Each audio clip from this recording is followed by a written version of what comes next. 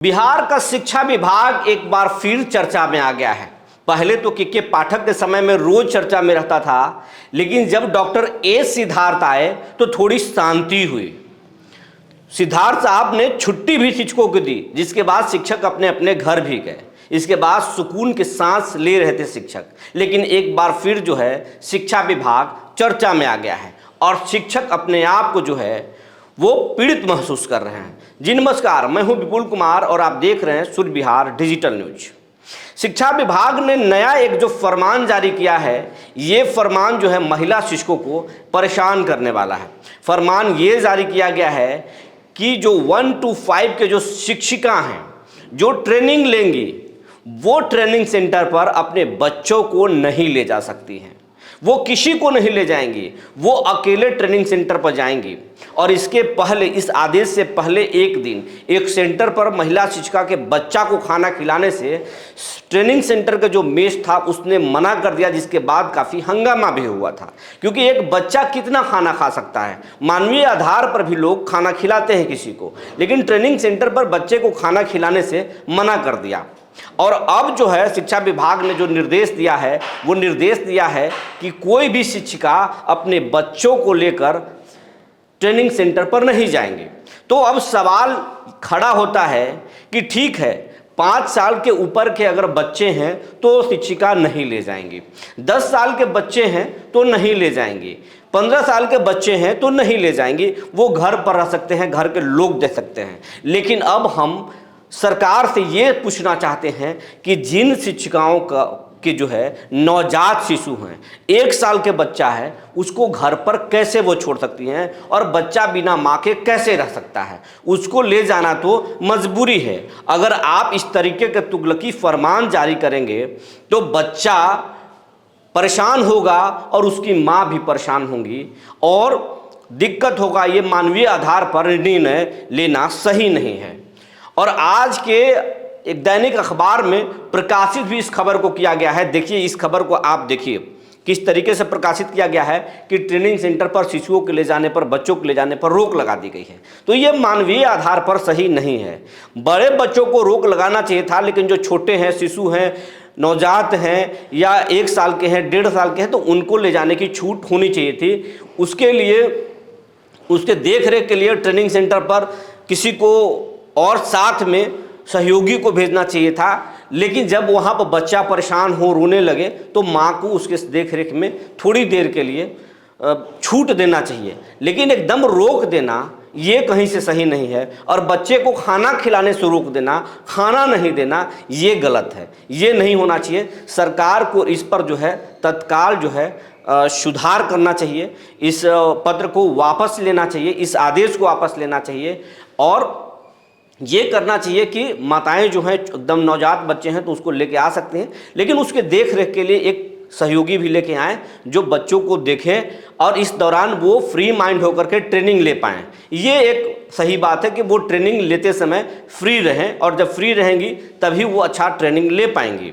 लेकिन बच्चों को रोकना ये कहीं से सही नहीं है। तो इसमें हमारा यही सुझाव है, सरकार जो है इस आदेश को पलट दे और इसमें सुधार करे। इसके साथ साथ अभी शिक्षक जो है ई शिक्षा कोष जो ऐप है जिससे ऑनलाइन हाजिरी बन रही है, उससे बहुत ज़्यादा परेशान हैं।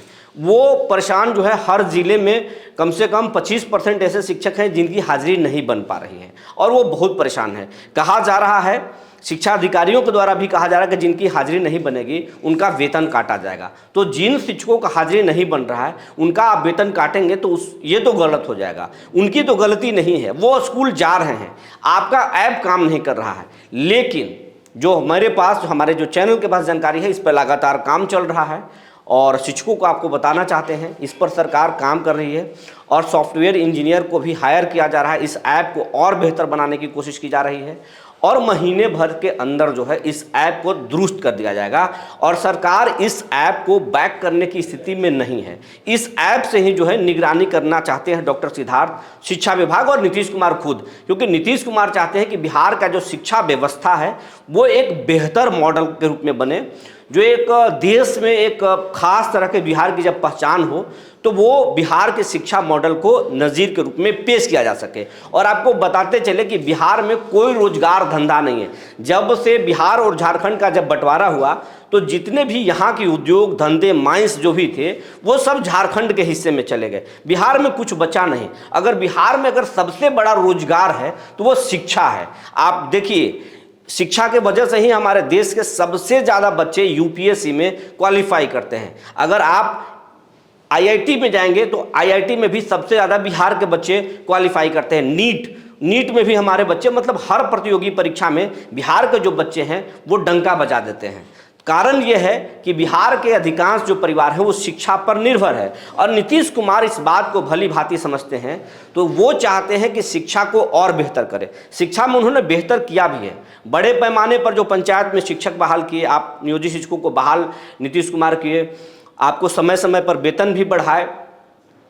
और लेकिन जो शिक्षा में सुधार होना चाहिए, सरकार का ऐसा मानना है कि जो शिक्षा में सुधार होना चाहिए वो नहीं हुआ। इससे और हमको बेहतर करना है, हमको केरला जैसा करना है, हमको गोवा जैसा करना है, दिल्ली जैसा करना है और इनसे बेहतर करना है। तो नीतीश कुमार की सोच ये है। लेकिन ये क्या हकीकत हो पाएगा? शिक्षकों को अगर हम प्रेशर में रखेंगे तो क्या ये सरकार का सपना, नीतीश कुमार का यह सपना पूरा हो पाएगा?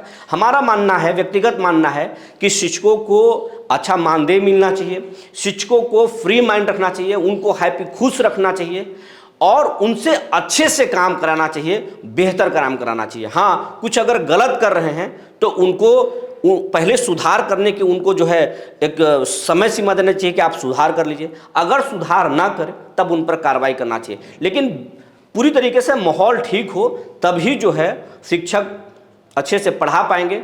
तो शिक्षकों के बारे में अच्छा सरकार को सोचना चाहिए, समाज को भी अच्छा सोचना चाहिए। जब हम खबर करते हैं तो बहुत तरीके के जो है कमेंट आते हैं कि इन शिक्षकों को के तरफ से आप बोलते हैं, ये करते हैं। हम शिक्षकों की तरफ से नहीं बोलते हैं।